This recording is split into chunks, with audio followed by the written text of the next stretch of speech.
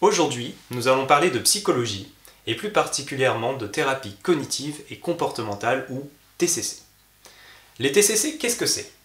Eh bien, ce sont des thérapies fondées sur des preuves scientifiques, c'est-à-dire que les outils ont été utilisés et validés par la science.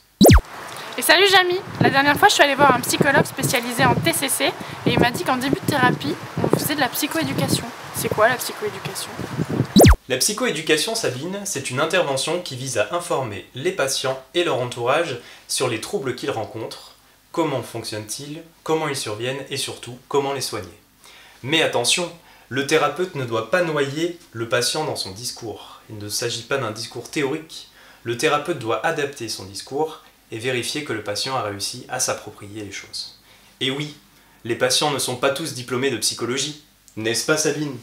En effet, Jamy, mais chut, parle moins fort. On est en pleine séance avec une patiente.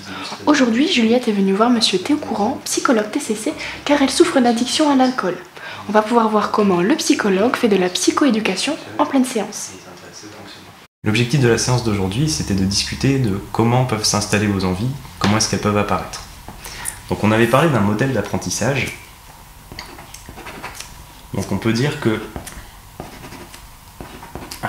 l'alcool, tout seul, la présentation d'alcool, quand vous voyez une bouteille en face de vous, vous avez une envie qui apparaît, l'envie de consommer. Là actuellement, ouais. C'est souvent, ça revient souvent. Quand vous voyez en fait une bouteille d'alcool, vous avez l'envie qui monte. Bah ouais, ça revient souvent en ce moment, donc du coup c'est vrai que quand je vais en magasin, j'évite quand même de passer devant les rayons. Parfois c'est un peu compliqué, mais il n'y a pas que ça. Enfin, d'accord. Il y a aussi quand je vois certaines personnes, quand je suis dans certains contextes, et c'est vrai qu'il y a une amie en particulier en fait, oui. Avec qui oui. j'ai vraiment eu l'habitude de consommer, et du coup c'est vrai que maintenant le fait d'avoir envie de m'arrêter, mais le truc c'est que quand je la vois, ben, j'ai vraiment envie quoi. D'accord. Alors si on essaie de remonter un petit peu dans le temps, le fait de voir votre ami, ça générait pas spécialement d'envie de consommer, à l'origine, quand vous consommiez pas. À l'origine, non. D'accord. On peut imaginer que vous avez vu une première fois votre ami, vous avez consommé de l'alcool, ça s'est reproduit plusieurs fois. Ouais. Et à force de répétition, on a eu ce qu'on appelle une sorte d'association. C'est-à-dire qu'à force de boire de l'alcool avec votre ami, donc on est d'accord que l'alcool tout seul génère de l'envie, voir votre ami, ça ne génère pas d'envie, mais à force de répétition, si on associe les deux, le simple fait de voir votre ami, ça peut entraîner l'envie de consommer. Mmh. Et c'est ce phénomène-là qu'on appelle l'apprentissage. C'est un apprentissage qui est implicite et qui en fait est non conscient, qui est automatique, on ne peut pas le contrôler, on ne peut pas agir dessus.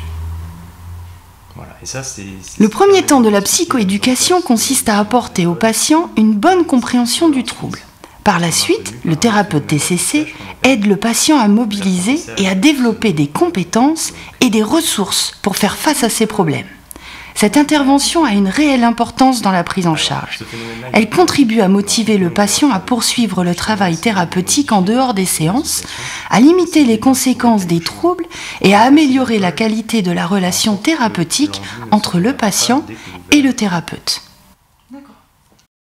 En résumé, la psychoéducation, dans l'addiction comme dans d'autres prises en charge, c'est expliquer des notions théoriques et des outils thérapeutiques avec des mots simples.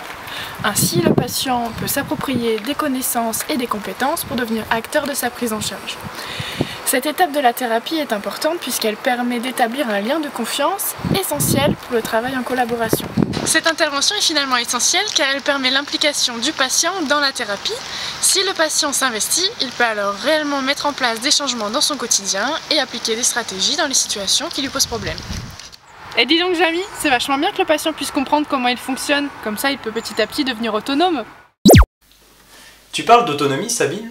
Il se trouve que le thérapeute TCC propose également aux patients des petits exercices à réaliser à la maison pour qu'ils continuent à travailler. Par exemple, le carnet d'auto-observation, c'est un petit carnet dans lequel le patient va pouvoir noter ce qu'il pense, ce qu'il ressent et comment il se comporte dans la situation problématique. Cela va permettre de comprendre le fonctionnement du patient et ce carnet sera repris de séance en séance avec le thérapeute. Et dis donc, Jamy, dépêche-toi! Tu vas être en retard pour ta séance de 17h. Mince! En route, Marcel!